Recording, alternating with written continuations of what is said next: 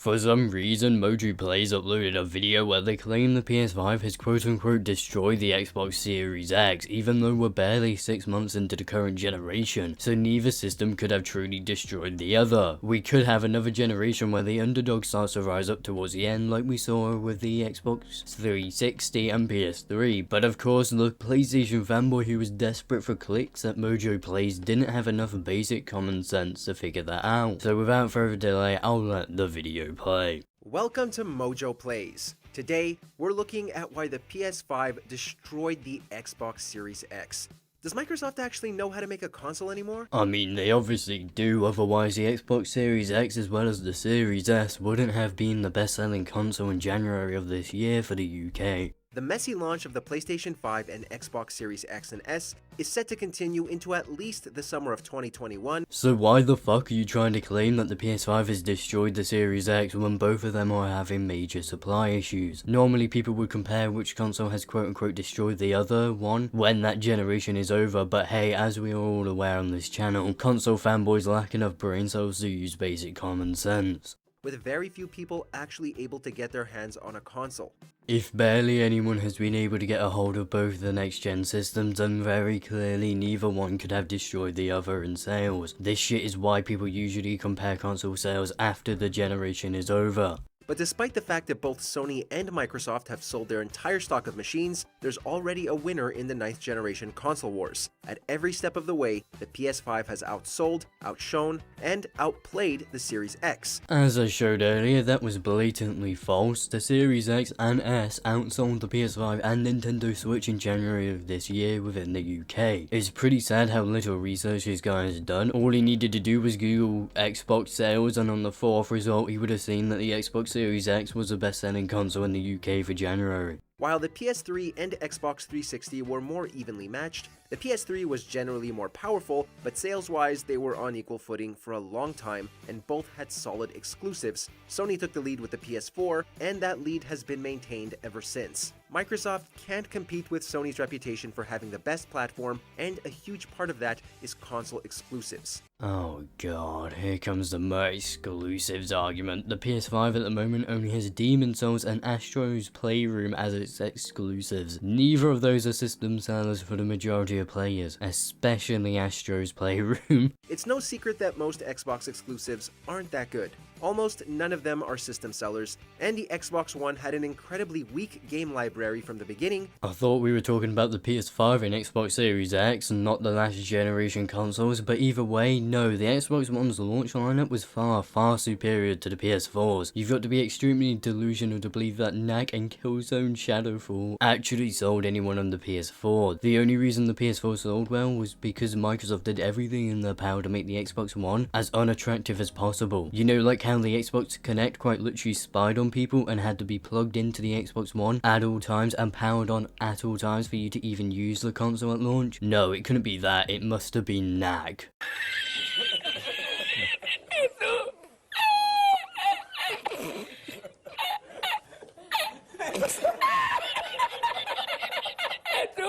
Meanwhile, Sony has had some of the best video games in the industry and some of the best video games of all time, with God of War, Ghost of Tsushima, The Last of Us, Uncharted, and Bloodborne all available on PlayStation. None of those are PS5 exclusives, and most of them don't have a PS5 upgrade available, meaning they're another reason to not upgrade to the PS5 from a PS4 at the moment. I mean, if I were an exclusive obsessed individual such as this guy, why would I buy a PS5 when the majority of exclusives for PlayStation are available on my PS4 already? I sure as hell know the majority of people won't be dishing out $500 to play Demon's Souls, the game which was going to be the main reason to get a PS5 if you use tunnel vision and only look at exclusives was Miles Morales, and that's now available on the PS4 anyway. Games like these that give serious gamers no other choice but to buy a PlayStation. Ah yes, because as we all know, serious gamers are really dead set on getting to play Astros Playroom.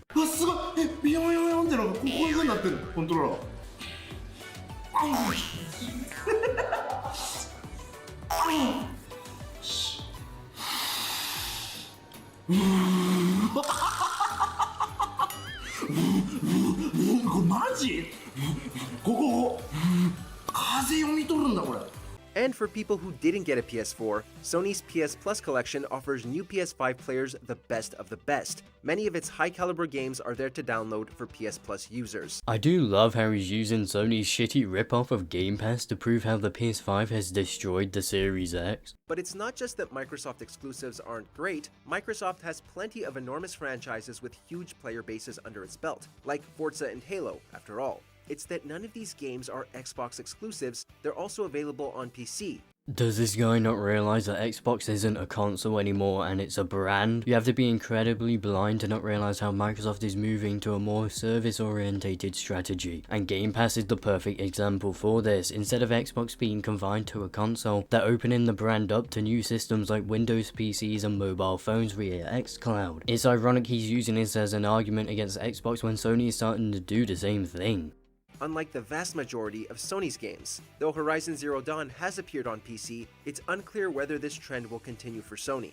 No, it's very clear that this trend will continue for Sony. In fact, they've outright said it on multiple occasions. With how out of date this video is, you'd think it was uploaded like a year ago, but no. MojoPlays uploaded this video on the 6th of March, which was just days ago. Game Pass is one of the only things Sony is losing to Microsoft over, but even that is also available on PC, giving PC players access to all of Microsoft's IPs. How is it a bad thing that more people get to play the video games they want to? PlayStation fanboys always act like it's a bad thing but can never make coherent arguments as to why. If a company offers their games to more players, both the players and the company selling said games benefit from it. There's almost no losers in the situation. Unlike both Sony and Nintendo, Microsoft hasn't given players any reason to buy an Xbox if they already own or are thinking of getting a PC instead.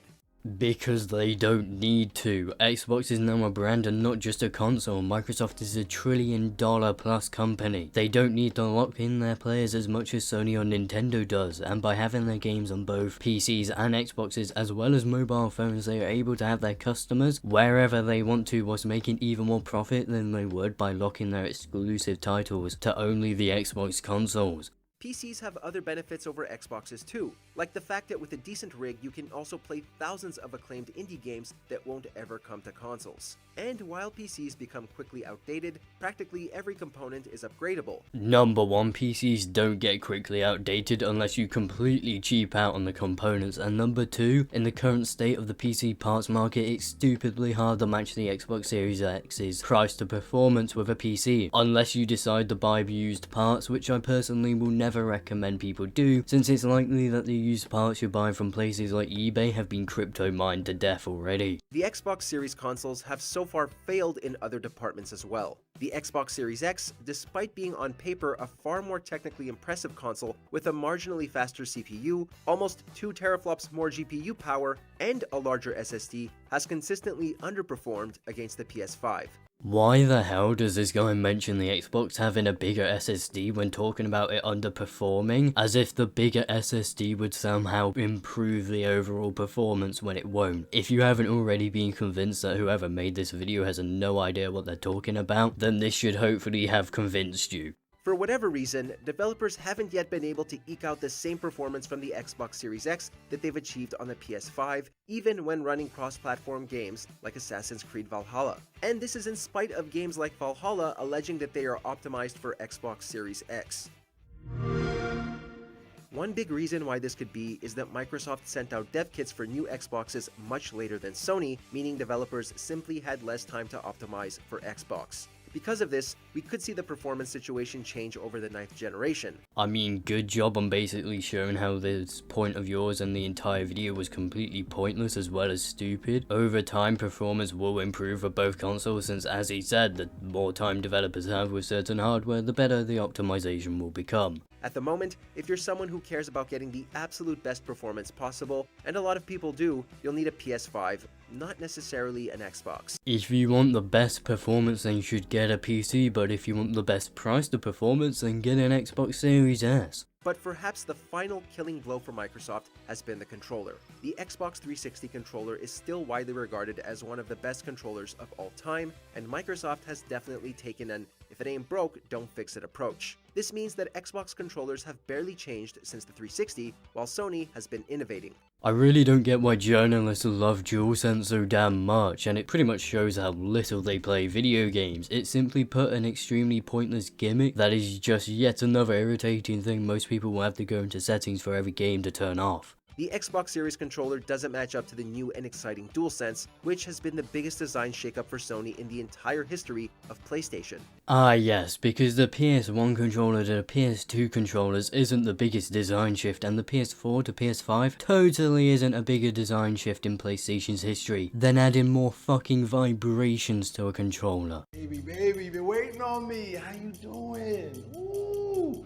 It is sleek, it is clean. Oh man.